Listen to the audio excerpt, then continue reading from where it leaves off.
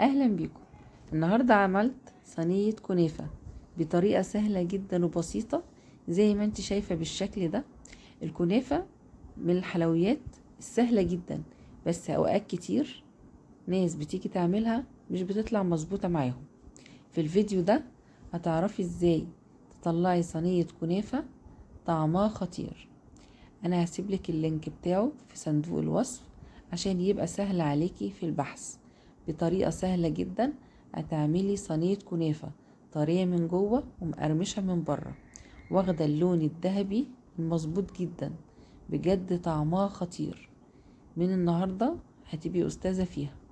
بجد طعمها تحفة، طريقتها سهلة جدا وبسيطة، أحلى من بتاعة المحلات.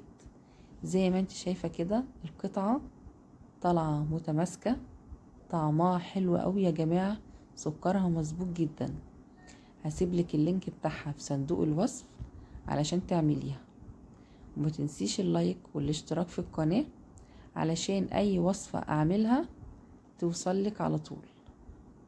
طعمها خطير، جربيها واكتبيلي في الكومنتات، واستنيني في وصفات تانية كتير مع قناة مطبخ فوفا. سلام عليكم.